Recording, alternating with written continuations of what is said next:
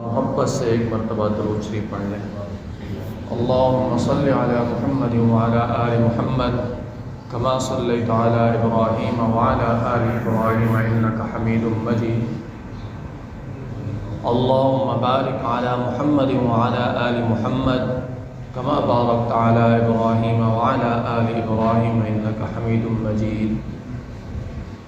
میرے عزیز بھائیوں، دوستوں، بزرگوں، شعبان المعظم کا مہینہ شروع ہو چکا ہے اور رمضان کی بھی ایک مہینے کے بعد آمد ہے۔ اس لیے اسی مناسبت سے چند باتیں جو کرنے کی ہیں ان کا ذکر کروں گا، اور کچھ باتیں ہیں جن کو نہیں کرنا چاہیے ان سے روکنے کا تذکرہ کروں گا۔ اللہ رب العزت سے دعا ہے کہ مجھے حق و سچ بیان کرنے کی توفیق عطا فرمائے، مجھے اور ہم سب کو اس پر عمل کرنے کی توفیق عطا فرمائے۔ اور اللہ سے دعا ہے کہ اللہ ہماری زندگیوں میں، ہر مسلمان کی زندگی میں برکت عطا فرمائے، اسے رمضان کا مہینہ نصیب فرمائے۔ میرے عزیز بھائیو، دوستو، حضور علیہ السلام کا یہ عمل تھا، طریقہ کار تھا۔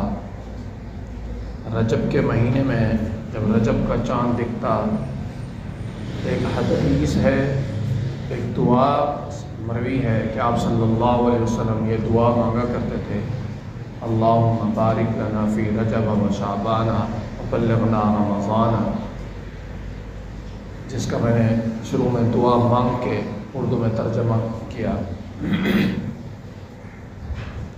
میرے عزیزو، حضور علیہ السلام رمضان کے آنے سے پہلے رمضان کی تیاری میں مصروف ہو جایا کرتے تھے، تو ہمیں بھی شعبان کے اندر اسی طریقے سے اپنی تیاری ابھی سے شروع کر دینی ہے، ٹھیک ہے، کہ رمضان کے مہینے کے اندر ہم اللہ کی عبادت جو بھی کریں وہ اللہ کے ہاں قبول و مقبول ہو۔ میرے عزیزو، جو کرنے کی چیزیں ہیں ان میں سب سے پہلی چیز ہے توبہ میں جلدی۔ توبہ میں جتنی جلدی ہو سکے توبہ میں ہمیں جلدی کرنی چاہیے۔ اللہ رب العزت سے سچے دل سے توبہ کرنے والا شخص، ایک تو اللہ رب العزت کو بہت پسند ہے، دوسرا یہ ہے کہ جب کوئی شخص نادم ہو کر، شرمندہ ہو کر، عاجز ہو کر سچے دل سے اللہ سے توبہ کرتا ہے، اللہ سے اپنے گناہوں کی معافی مانگتا ہے، اللہ اس کے سارے گناہ معاف فرما دیتے ہیں۔ تو اپنے اندر، اپنے باطن کو، اپنی روح کو پاک کرنے کے لیے سب سے پہلے جو ہمیں جلدی سے جلدی کام کرنا ہے اور روزانہ کرنا ہے وہ ہے اللہ سے معافی مانگنا ہے، توبہ کرنا ہے۔ فرمایا: قُلْ يَا عِبَادِيَ الَّذِينَ أَسْرَفُوا عَلَىٰ أَنفُسِهِمْ، اے میرے بندے، اگر اپنی جان کے اوپر زیادتی کر لی ہے، گناہ کر کر کے دل کو زنگ آلود کر دیا ہے، دل پر زنگ چڑھ گیا ہے بیماریوں کا، گناہ بہت زیادہ ہو گئے ہیں، اے میرے بندے پریشان نہ ہو، غم زدہ نہ ہو۔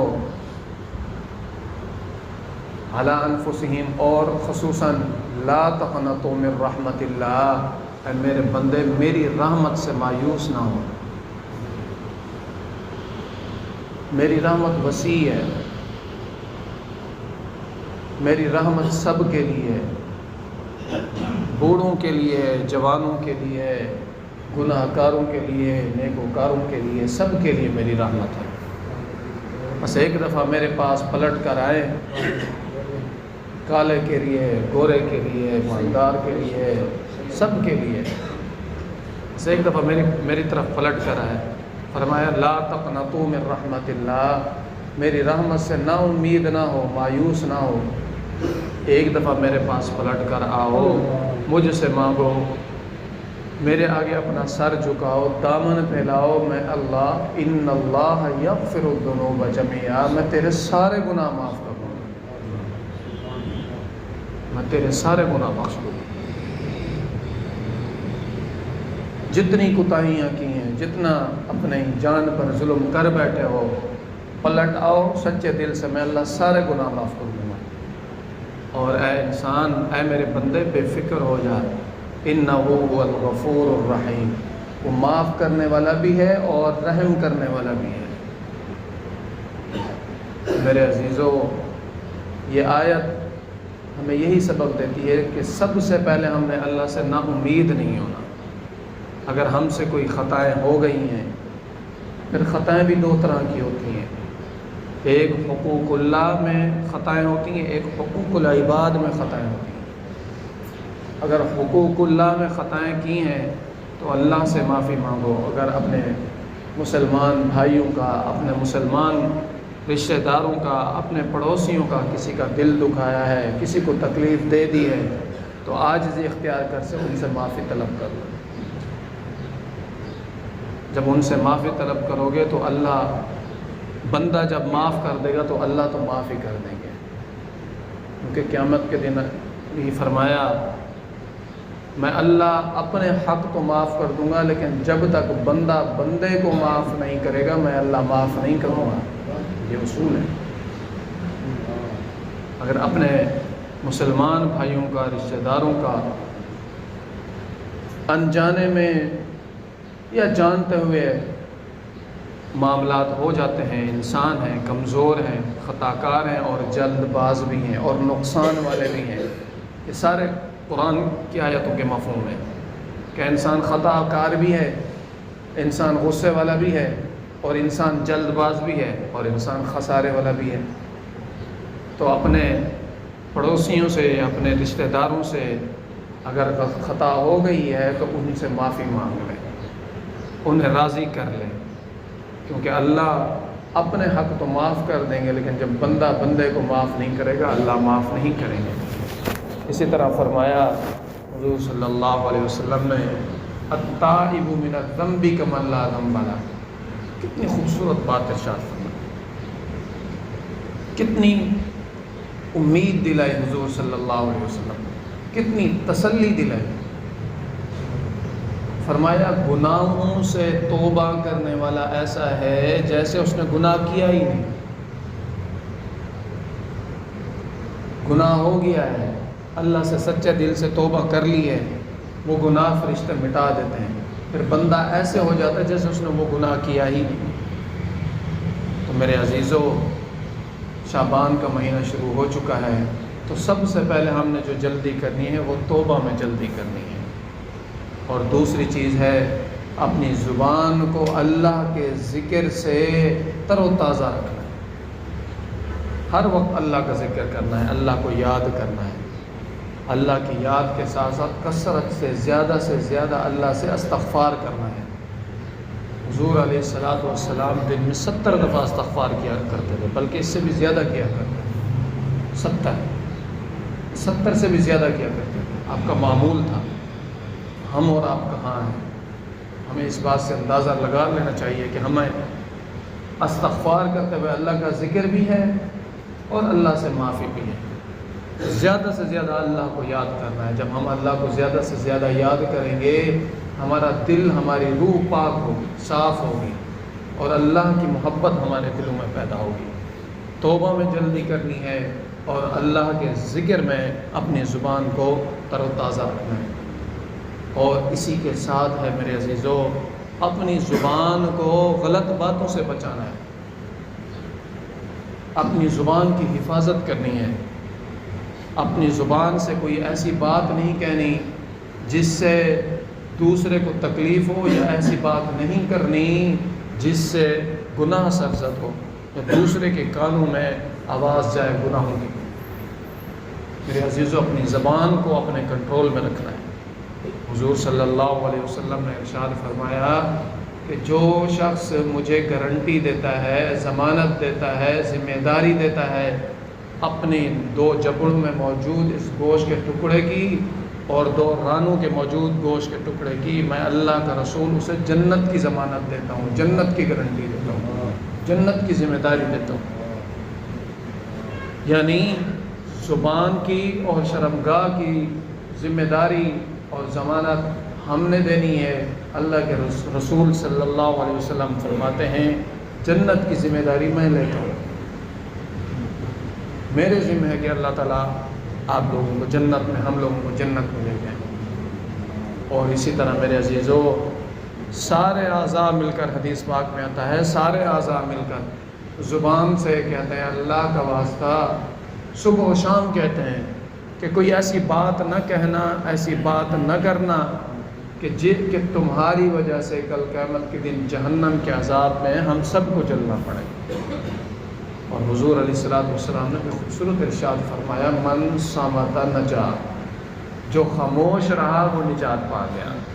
تو ایسی گفتگو کرنی ہے میرے عزیزو جو ضرورت کی ہو، ایسی گفتگو کرنی ہے جو فائدہ مند ہو، ایسی گفتگو کرنی ہے جس سے محبت پیدا ہو، ایسی گفتگو کرنی ہے جس سے خوشبوئیں ہیں، ایسی گفتگو کرنی ہے جس سے دلوں سے نفرتیں ختم ہوں۔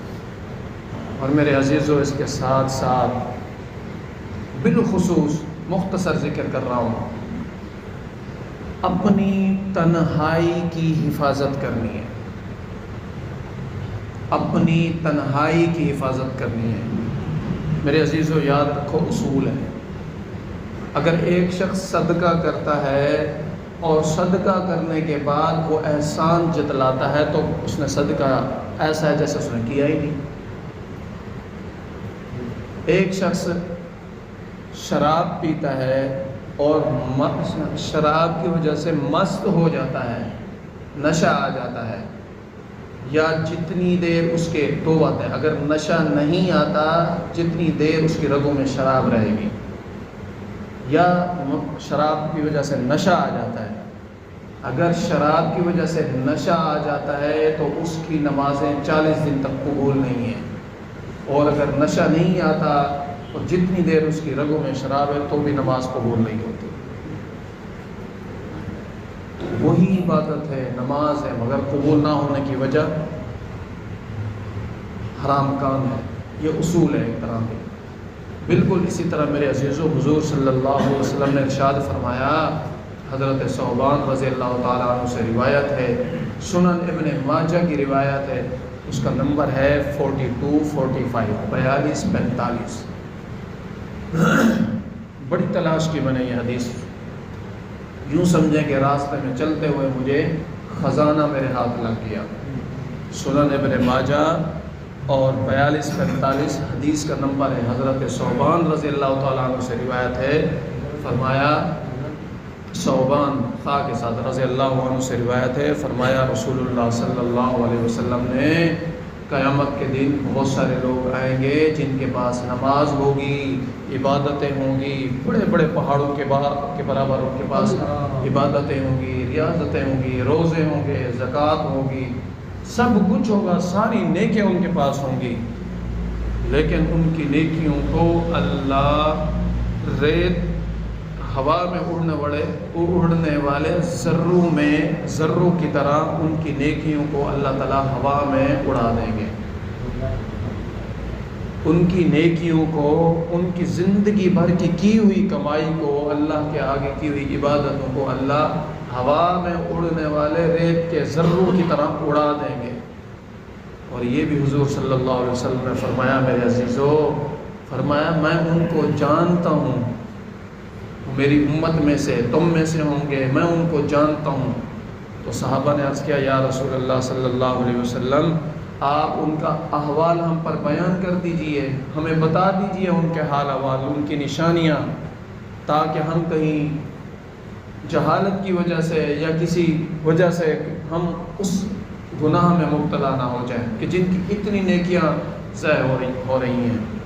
فرمایا وہ تم میں سے ہوں گے، وہ تمہارے بھائیوں میں سے ہوں گے، وہ تمہاری طرح اللہ کی عبادت کریں گے، تمہاری طرح اللہ کو یاد کریں گے، تمہاری طرح اللہ کے آگے گڑ گڑائیں گے، تمہاری طرح زکوٰۃ ادا کیا کریں گے، تمہاری طرح حج کیا کریں گے، تمہاری طرح اللہ کی راہ میں دیا کریں گے، پہاڑوں سے بڑی بڑی ان کی نیکیاں ہوں گی۔ لیکن میرے عزیزوں، جب وہ میرے نوجوان بھائیوں توجہ سے، جب وہ تنہائی میں جائیں گے تو اللہ کی حدود کو توڑ دیں گے۔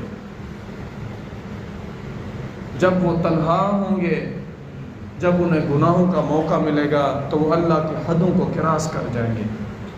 تو میرے عزیزوں، اپنی تنہائی کو ہر صورت محفوظ کرنا ہے۔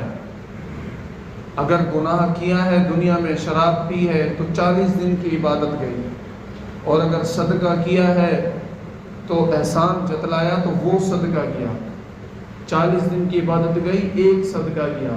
اور اگر تنہائی محفوظ نہیں رہی تو ساری زندگی کی عبادت گئی، ساری زندگی کی محنت گئی، ساری زندگی کی قربانی گئی۔ تو میرے عزیز نوجوان بھائیوں، بالخصوص کوشش کرنا ہے کہ اس مہینے کے اندر اپنا اہتمام کرنا ہے کہ اپنی تنہائی کو محفوظ کرنا ہے، توبہ میں جلدی کرنی ہے، اور اللہ کے ذکر سے اپنی زبان کو ہر وقت تر و تازہ رکھیں گے تو تنہائی خود بخود محفوظ ہو جائے گی، اور اپنی تنہائی کو بالخصوص پوری زندگی جو ہے اس کو محفوظ رکھنا ہے۔ اللہ سے دعا ہے اللہ ان باتوں پر عمل کرنے کی توفیق عطا فرمائے۔ ما علینا الا البلاغ۔